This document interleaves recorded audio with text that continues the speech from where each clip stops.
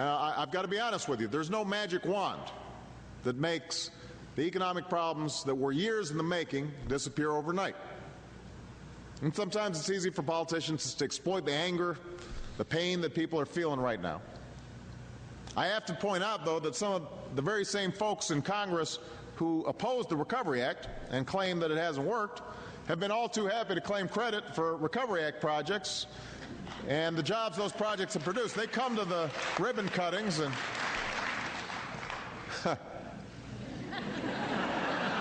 they found a way to have their cake and vote against it, too.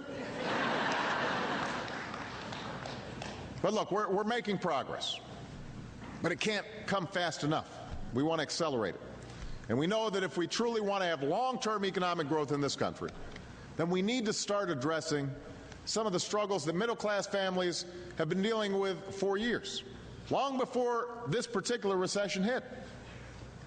This past decade has been one of the toughest our middle class has faced in generations, because folks have seen their paychecks shrink, their housing prices fall, while the cost of everything, from groceries to health care to college, keeps going up.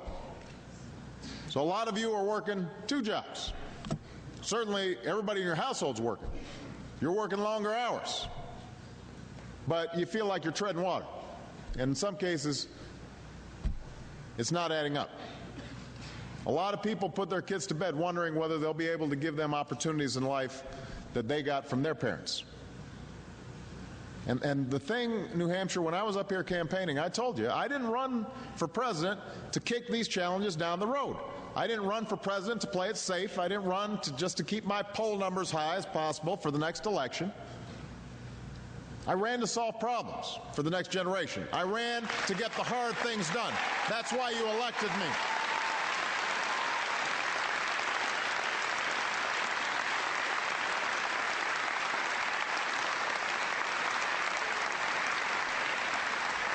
So I won't rest until businesses are hiring again, and wages are rising again, and the middle class is thriving again, and we finally got an economy that works for all Americans, not just some Americans. I won't rest until we do what we know has to be done to secure our leadership in the 21st century. I don't want to cede our future to China and India and European countries.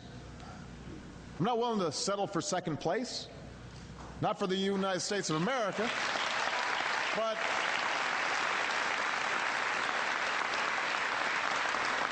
but if we're going to win the race, here's the thing. I can't do this alone.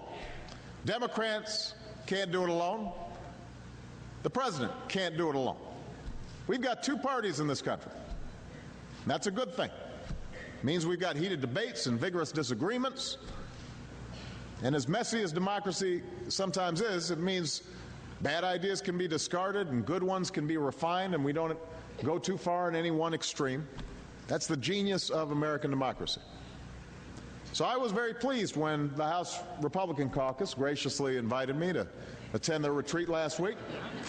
You know, we had a good time for more than an hour. For more than an hour, we had a frank exchange about the issues facing our country, and we aired some of our grievances. We shared some ideas. There were plenty of things on which we didn't agree, but there were also some things on which we did. And even more things that we should agree on if we could just focus on solving problems instead of scoring political points.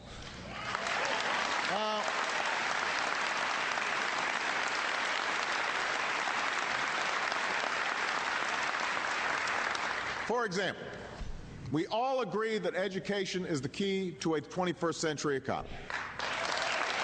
We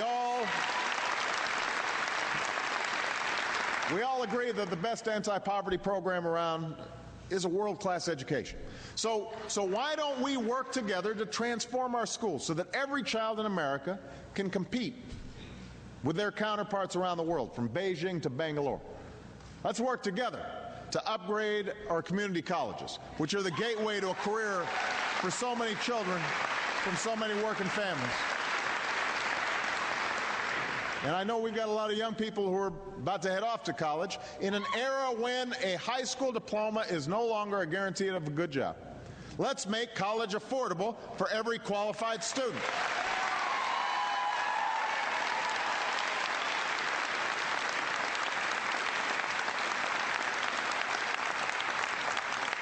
As I said at the State of the Union, no graduate should have to pay more than 10% of his or her income on student loans each year. We can see to it that they don't. We can see to it that they don't. We've got legislation pending right now that could make this happen. The Republicans and Democrats may not see eye to eye on the threat of global warming. I happen to think the evidence is overwhelming. Some disagree. We can have a respectful argument there, but shouldn't we agree that American homegrown energy is good for our security, and that new clean energy jobs are good for our economy?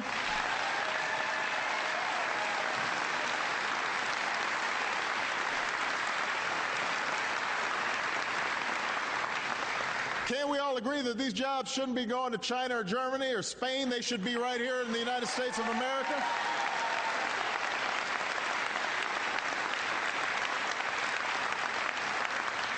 So let's invest in innovation. Let's put people to work on solar panels and wind towers and cutting-edge batteries. Because the nation that leads the clean energy economy will be the nation that leads the global economy, and America has to be that nation.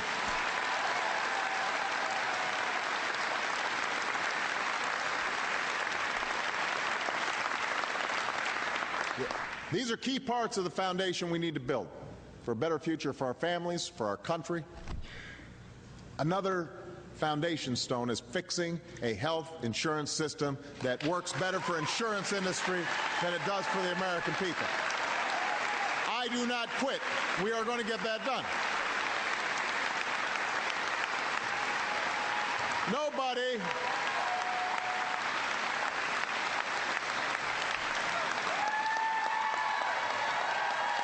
We've got to get it done.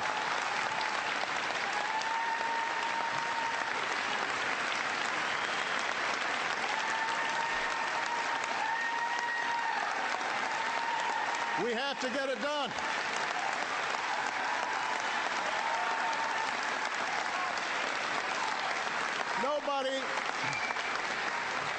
Nobody should be satisfied with a system that allows insurance companies to deny care to folks with pre-existing conditions, that allows insurance companies to kick people off their plans when they get too sick.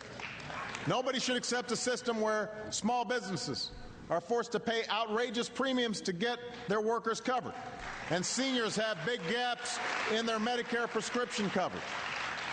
Nobody should accept another decade in which health insurance premiums double and millions lose their coverage altogether. There was just a report the other day that showed even greater numbers of Americans now are having to rely on government insurance, not because of my plan, but because employer-based insurance has declined to an all-time low. Now, these are the things that I hear about every day in the letters I get, from families going bankrupt, from small businesses crushed by their health care costs. So I am not going to walk away from these efforts. I will not walk away from these people. And Congress shouldn't either. We should keep working to get it done. Democrats and Republicans together, let's get it done this year.